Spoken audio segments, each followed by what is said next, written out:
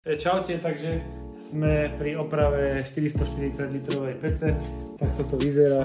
Tu nás sú vlastne zvariky, pustená špirála a budeme ich meniť za takéto nové, tie sa vyberú, hodí sa to v elektroinštalácii a pec bude ďalej slúžiť.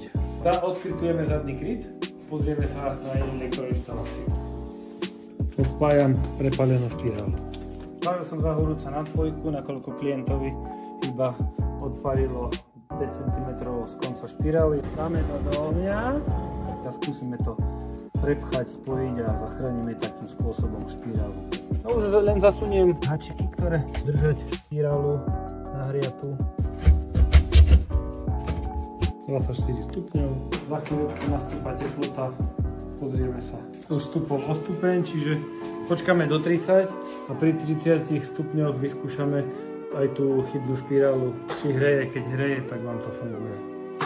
Je jasné, že hreje. Na peci sme vymenili špirály, osadili háčiky, vyčistili nejaké spáleninové kratéry a klientovi chýbala jedna špirála, tak sme mu ju za horúca nadpojili. Pripojili sme do elektroinštalácie a teraz sme vyskúšali, že pec hreje aj táto špirála, čiže je to hotovo.